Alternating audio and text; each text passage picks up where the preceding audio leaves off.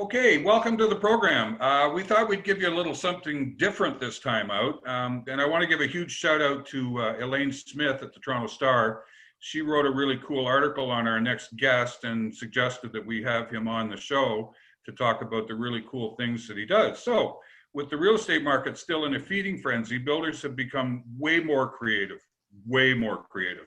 Laneway houses are becoming popular, as are modular homes built from shipping containers. And I go, shipping containers, what? Yes, we have someone on today that's going to give us the goods on one of the latest crazes in the housing industry.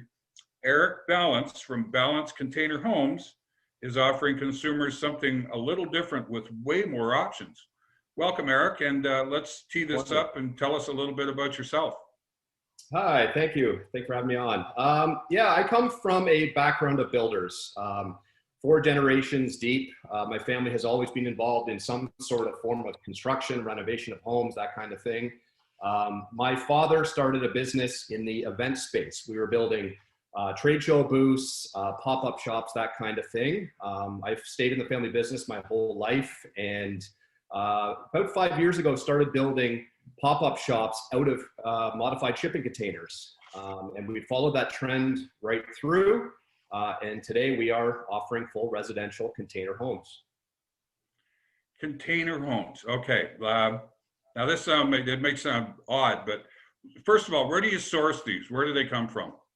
All containers originate in China. They are produced in China and sent out globally as part of the logistics supply chain. And they end up obviously in different markets around the world. So we are sourced with the cleanest containers we could possibly get that originate from China.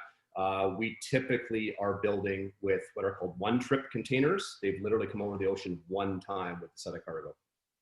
So you as it's like a secondary market, you source them from that, and then they become your, I guess, your primary building piece. Our building blocks. Yeah, I mean, they are a real commodity. And, you know, even with COVID, we see a huge fluctuation in prices. Our vendors literally gave us 3-day quotes on containers because they do move, you know, with the economy, the pressures of the economy. So how has this concept been received by the public at large? Amazing. We honestly started with a bit of a pivot last summer, and we launched early in the fall, and the response has been amazing. We've had obviously several articles written about us, which garnered a lot of interest. But you know, we exhibited in the Cottage Life show in the fall. Unbelievable response. We're getting people coming from every you know, every woodwork out there looking for new options for home. You have a rather unique way of starting when and we're going to go to having you take us through all the steps. Sure. You know, from start to finish and how you actually do that. And we're going to augment this with a bunch of videos showing some of these really cool things. But to start, you know, when you're, you know, planning, I guess, for lack of a better term, you have a rather unique kids toy that you use. Yeah, we tend to think of these container homes as adult-sized Lego. These are large building blocks, and you know, it really lets your imagination run wild, like a big kid. You can plan your home. You can get Lego, and it's almost identical to scale. We play with Lego in the front office to come up with new configurations for homes and cottages. So you don't have anybody coming in kind of going, okay, what are you guys doing here? You know, you're playing with. If anything, I have to battle my 2 young sons who are constantly trying to take my Lego from me. It's daddy's work tools. Well, when I just go back a few years, I'm dating myself here, but when I was a kid, they had a thing called girders and panels. Right. And what you would do is you take these little girders and you put them all together, and then you slap the panels on them, and you could build a low rise or a high rise or a medium rise. Exactly. And obviously it's an engineer's dream, but So you've taken it one step further, and the Lego that they've got out these days is just crazy. So you're not without Right. to plan with. So we may have to cut you off about halfway through this, because I want to find out what the steps would be start to finish. How you conceive of this, conceptualize it, you put it in place, and then what are the steps that you take through? Well, we obviously are starting with a raw shipping container. As I mentioned, we are typically building out of what are called one-trip containers. We have partners that source these for us. They land at logistics terminals. We inspect them to ensure that they are, as close to possible, dent-free, no rust on them. The internal floors are in good shape.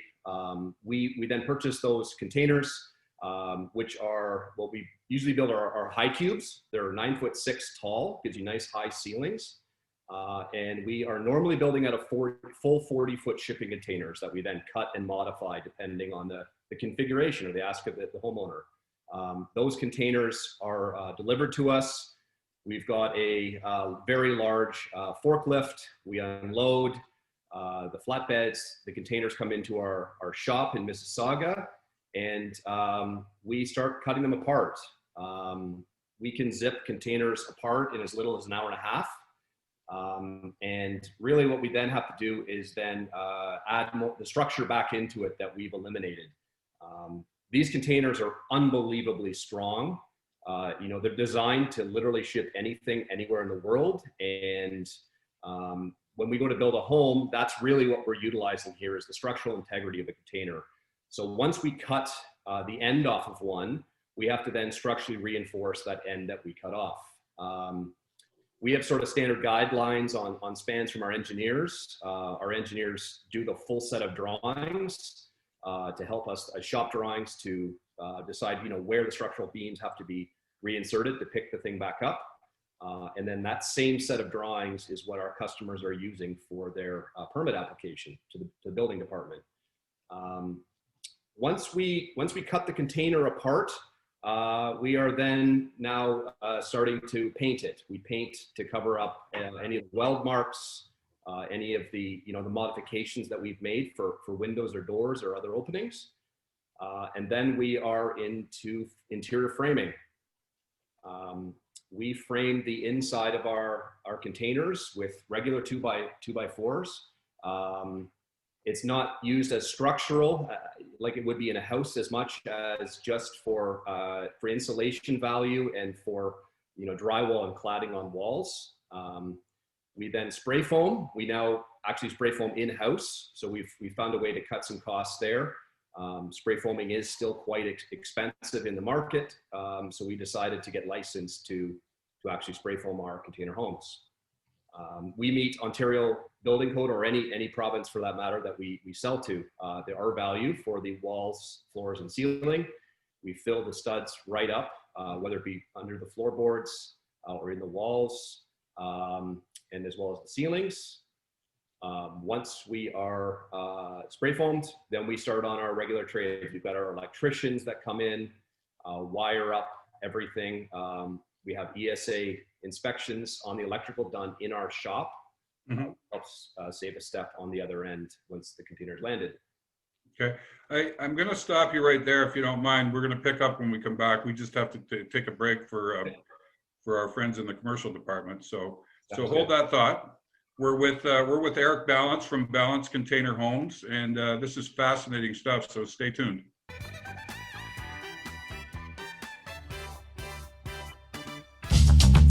This program is brought to you by Ignite TV. Now you're in command. Visit Rogers.com for more details.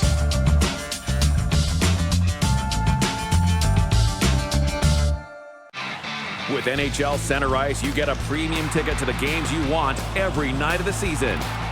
Catch every key out-of-market matchup each week. You'll get more goals, more saves, more non-stop action from the teams you love. NHL Center Ice, part of the Rogers Super Sports Pack. All this for only $35.95 a month. Order through your remote on Channel 450 or call 1-888-ROGERS-1 today. You're watching Rogers TV. Welcome back. We're with Eric Balance from Balance Container Homes. This is a unique way of looking at what's going on in the housing business right now as an alternative. Eric, we just picked up. We're now you're doing the finishing touches on the inside of this of the container, getting it ready to take to site. So carry on, take us through the steps. Yeah, thank you. So really what you have to keep in mind is we are finishing these the exact same way you would finish a traditional home. As I was saying, we've got our studs now on the inside walls. We've got all of our electrical roughed in. This is when we also rough in our plumbing and our HVAC and all the traditional guts that go into the bones of a home. Then it's spray foamed. Once it's spray foamed, we are into drywall or wall cladding. I'm actually in one of our larger bunkies right now. This particular unit has tongue and groove pine ceilings and return walls. This gets strapped right over top of the insulation, the spray foam insulation. And then we're into basically, what we call our bones are complete. The drywall's on. Some clients prefer to buy homes at that state where they can literally finish it themselves. They want to put in their own flooring or their own kitchens, or they have trades in their family or friends and they want to add their personal touch. We can sell that as a sort of a bare bones package. It'll have your windows and doors installed and closed in so that, even for contractors and builders out there, this is a new option for them to basically acquire a building that is closed in so they're not framing from the ground up in the middle of winter. Makes it the guys that work for them would love them for that. Yeah, we're talking to a few builders up in the Muskoka areas, and we're going into the Cottage Life show again in a couple of weeks for the spring show, and hoping to speak to more builders about this opportunity because it could change the way cottage construction is done, right? So that you're not dealing with the outdoor elements with theft and rottage of material, the weather elements on lumber especially, and the rising lumber costs. This is a new solution to basically give them those large building blocks for them to finish based on the customer's budget and desired look. How has it been accepted, like by traditional builders? Because this is a radical departure from what they're used to. Yeah, I mean, obviously, when there's something new, there's an inherent threat to some. Right. We've had some builders that have been trying to dissuade our interested clients, telling them that these things don't meet building codes. It's incorrect. As I said before, really, you're using the structural integrity of the container, which meets and surpasses building codes. We only build as if it was a permanent building on a proper building permit. Some municipalities have, concerns about the aesthetics, but you can clad these things to look like literally anything. Now, can you build one of these things? Can one of these be built and put on a foundation, like there would be a full basement? And is that part of it, or is it done on a concrete slab? So the easiest answer, these things are designed because they're so structurally strong. You can just literally put them on a very simple helical or sonotube piers. We recommend that you raise it, at least 7 inches off the ground, one step, which allows airflow and water to flow underneath. And that's for the budget conscious homeowner, that it's an easy way to do it. It's very cost effective. Next step up is pouring a full concrete pad, which you can also do. Okay. You'll see that with laneway homes and things where you obviously need the pad itself for the parking. But yes, you can also put these on full foundations. You can build a full basement. You can do a traditional brick or mortar foundation, as long as it's picking up the corners of these containers. Perfect. Now, modularly speaking, I don't know if that's a word, but it is now. Yeah. Somebody buys one of these, you ship it, you do your whole thing, and then 2 years or 3 years down the road, they say, we'd like to add another guest room. How would you do that? Yeah, I mean, these are large building blocks. So as long as we're planning for the future, we can add on in the future. We're actually talking to one customer right now that's actually coming in this afternoon to take a look at our containers. She wants to build a single level laneway rental suite right now. She's going to forgo her parking spot because she's not using it for parking right now. build a laneway suite. We will, pre-wire for the plumbing, electrical, and HVAC to the mechanical room, knowing that in the future she may add a second suite above it if the City of Toronto allows for 2 rental laneway suites on one property. Nice.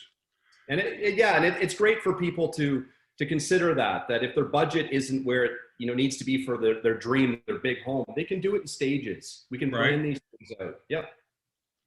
So how has it been accepted by people like you mentioned, getting the proper building permits and all of that? Like, have you been faced with more paperwork because of that, or is it something that they treat it the same way they treat somebody building a wooden brick?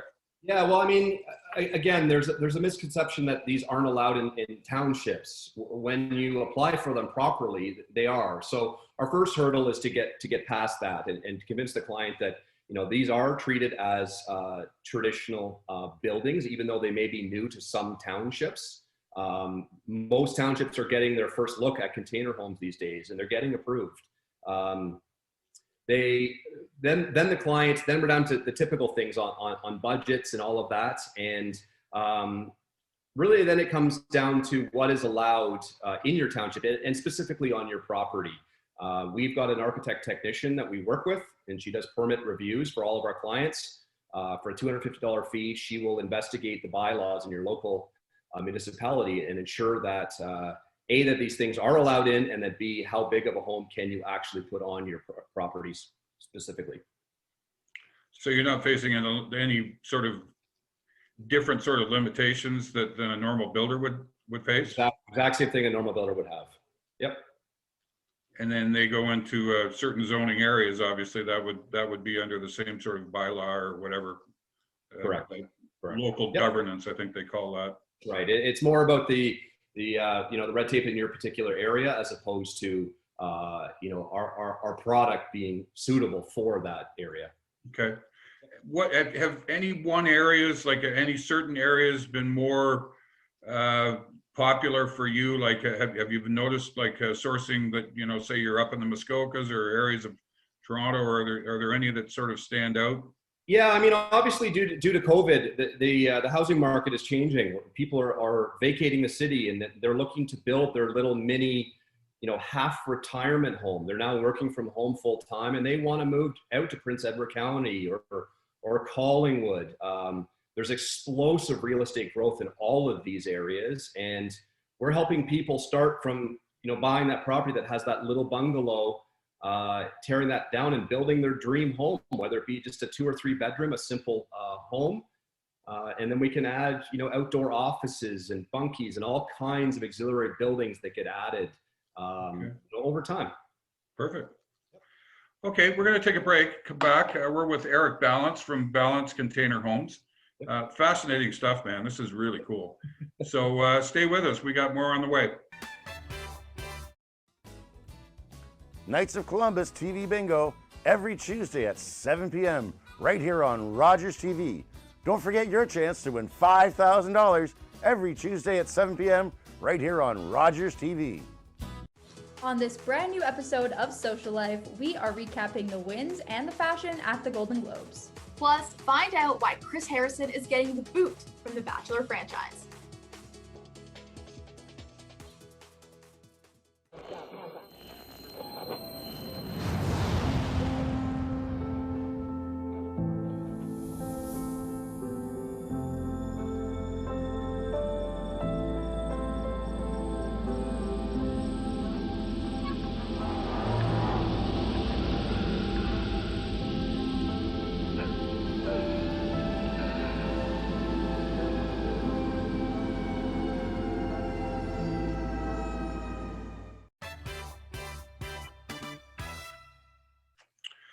Welcome back. We're with Eric Balance of Balance Container Homes. Fascinating stuff, man. This is just so cool. You mentioned in the last segment about the pandemic and how things had sort of changed for some of your clients. How's that affected your business? Well, I mean, obviously, we've like a lot of companies have been forced to pivot. The pandemic absolutely crippled the event industry that we normally would build for.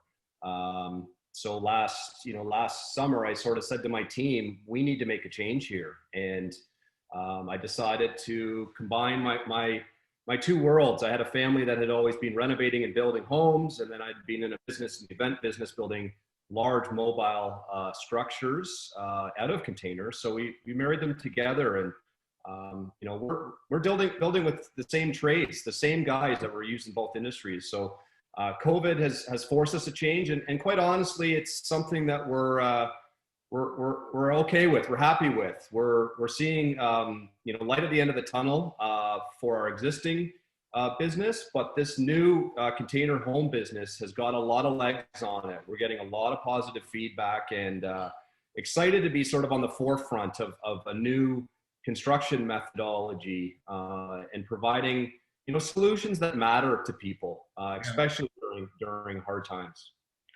That your skills must have been transferable for all the stuff that you were talking about before, though, right? You said you were in trade shows, and now you've kind of that's a great word, pivot, and you did a big pivot there. Yeah, I mean our trades guys in our shop, we're already modifying containers. So we had welders happening, and we had our framers, and we had electricians, and we had all of these parts happening anyway. So really all we've done is now gone into the residential sector and started to insulate these things and make them year round, and sort of gear up for the residential client that has the emotional attachment to their home. Right. The other part that's obviously different is in the event space, we deal with agencies and things, and it's a right now sort of mentality. The event's next Friday. We have to build and pull all-nighters to get it done. Versus now we're in residential, where the typical buyer at best is 6 months away, sometimes years away. We're getting phone calls from people that are out looking for land, which seems to be the common denominator through COVID for different reasons. They're out there looking for their new dream property or an investment property. How long is it from phone call to finish? Like I call Eric up and I go, hey, Eric, I want to build a house or one of your homes. I want it in the Muskokas. Yep. How long is that going to take? Well, we normally are sort of, as I say, kicking the can around with that potential client for a couple of weeks, going through, budgets and design ideas. And Lego. And playing with Lego. They may go through the permit review process to find out that they are in fact allowed this and what size building and all of that. Once we sort of get to an agreed upon sort of design aesthetic, high level budgeting, then they go in for permit application. Permit applications obviously vary depending on municipalities and right. The local process. Our scope of work really doesn't start until that permit is approved and the client puts down their production deposit, and then we are away to the races. A typical, we have various size products. A bunkie like I'm in right now, we're building these things in 4 weeks. Larger homes though, we can build 1,500, 2,000 square foot homes in 2 to 3 months, depending on bandwidth, sometimes a little bit longer. It really depends on our vendors. COVID has obviously slowed things down. So things like windows and doors are very slow right now. We're getting a set actually delivered today that's been 10 weeks we've been waiting for the windows. Now, do you source those from regular suppliers, or are they different? Regular suppliers, regular windows. Yep, same idea. You can have your vinyl or your aluminum clad, any size, and really all of that comes out in the budget qualification with the client and the design, and we're always working towards hitting the client's budget or showing them what an upgrade gold solution of what their ask may look like. Okay. Yep. Now, do you keep metrics on this with your clientele? Because my question is, and this is a broad question, like what would a typical buyer be for one of your container homes? There's different segments of the market. Our first product we launched was the backyard bunkie, and the idea here is that this would be sold to people in the GTA specifically that were stuck at home working during COVID and just didn't have functional space. They were working from their dining room table. So We have that type of homeowner that maybe just needed an extension of their home, a kid's classroom, a gym when their gym closed. It gave them extra space. Cool. We also have the client that is moving out of their condo in the city, and they're moving, as I said, to Prince Edward County or Collingwood or some of these areas outside of the city and building their little dream home as another buyer.